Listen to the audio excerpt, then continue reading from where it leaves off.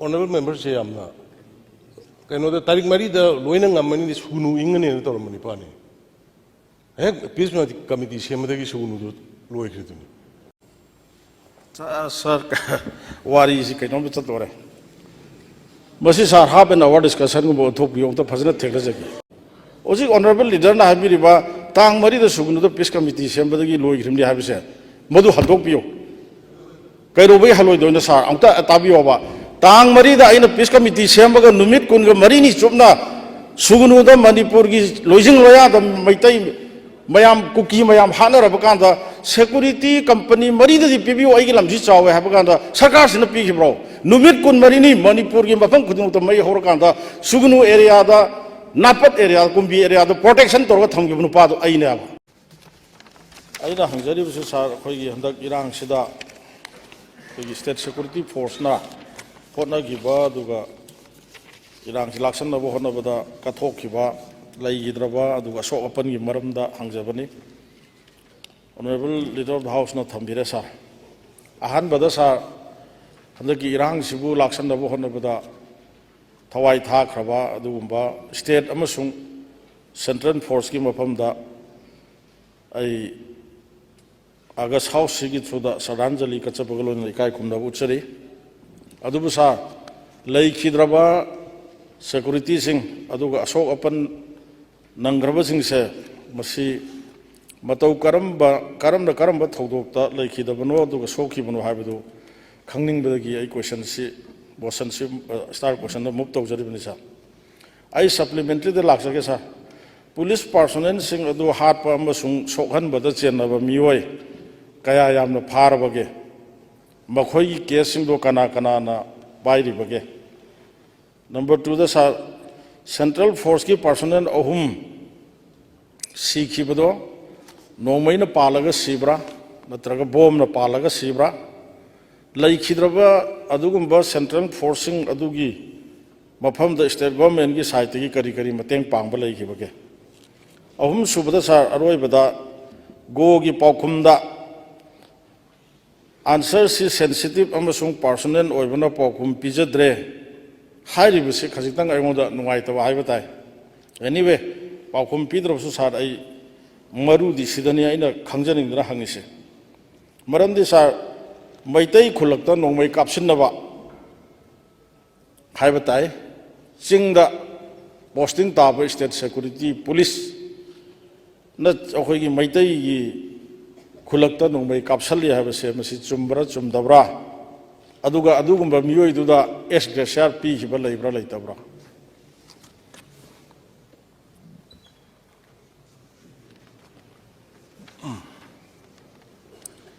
Speaker sir kanoni masagi sensitive oi habase khoi gogi ji honorable member na hangi ko sida kan to buse siki bising adu kana no kam do nam su kadai da sidai da ngasai yamna lakpanina adugi maming matha tak thokpa khoktok to busi khitang madugi confidential maintain to budugi ni aduga hojiki central gi ohum dusu nomai kapak pada sigi bani aduga moigi sigi bisingi leigi draba singi koi chapchaba sarkar gi tawgum thokpa imung manung da mateng pangba aduga moigi imung manung le hori basingda sarkar gi chanaba thabengang happa adagi asokpa singda koi comment gi oiba leiriba asokpa singi mateng pangna bagi rate pesa adu torokan koi loina yamna humanly maramdi koi state sigi da makta nation sigi da makta ngakna ba praja ngakna ba aduga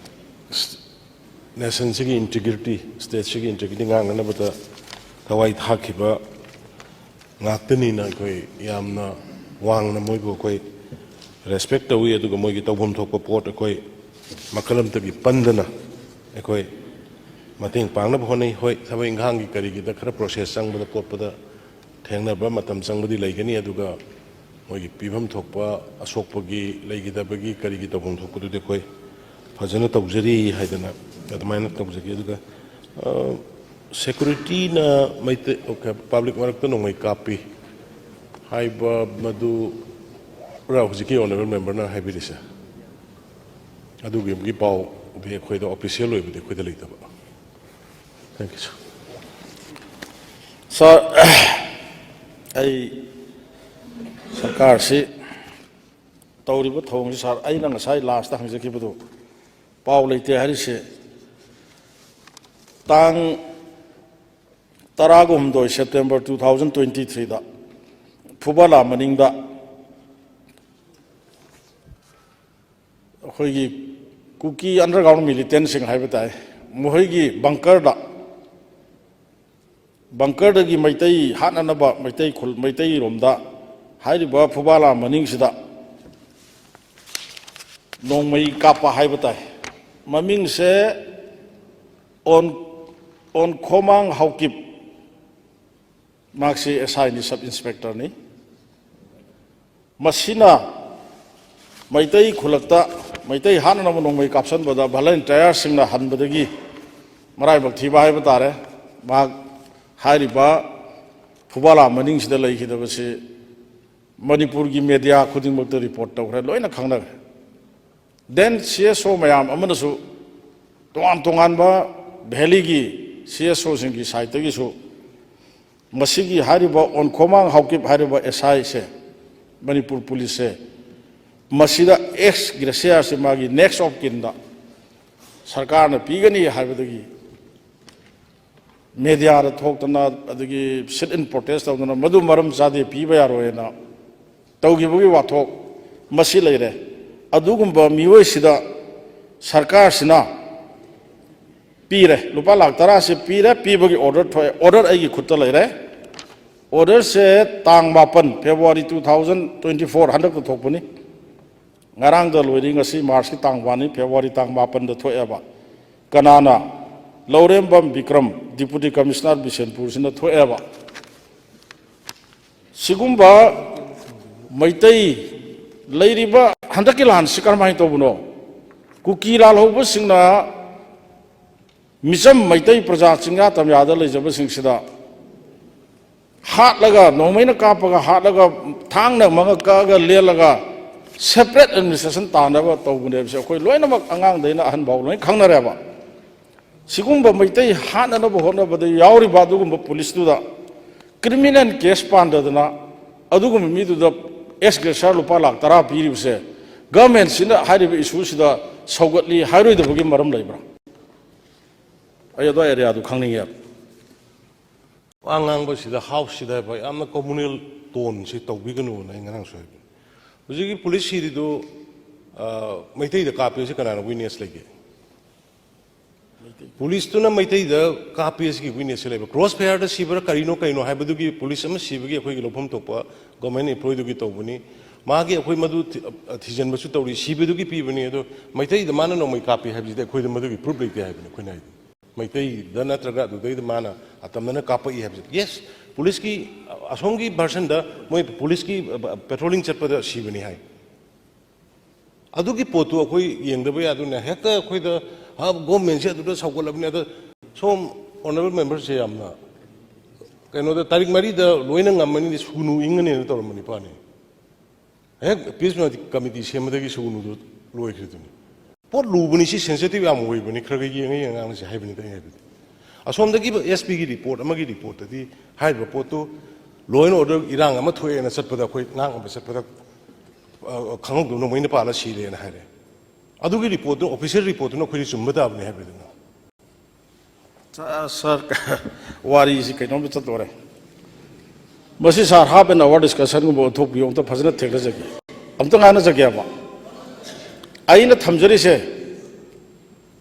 masigi sigir basi Manipur praja pumbana adui media da fongi bi report khuding makta hairi base maitai rom do no mai kapra to bune habse basi loina mak wa laurabne adugi da makta ne ina question se pukachari se oji honorable leader na habiriba tang mari da sugunu da peace committee sembadagi loi grimni habse madu handok piyo kairo bai haloi do na sar amta tabiyo ba tang mari da ina peace committee sembaga numit kun ga mari ni chupna Sugunuda Manipurgi losing loya the Maitai Mayam cookie Mayam Hana Rabakanda security company Marida the PBO Igilam Jisaw Habaganda Sakas in the Pig bro. Numit Kun Marini Manipurgi Mapang Kudu to May Horkanda Sugunu area the Napat area Kumbi area the protection to what Tongu Pado Aina. I don't talk Birakanova. Sakas in Numit Kun Marini Sida Kayarak company Marida the PBO have the PB Brava. On a member question down at Taurus. Sir, Kumay answer si reply in the picture say. Aduna, PBU to be like a Sukaide. Yamna Kanogi, Gyantanang Sabasar house da. I know Hangari Bese, Madu, Nium Jumno Kumbu, Hector, Communal Oiga, Hazen Biragadi. Yaris, I tried the doctor.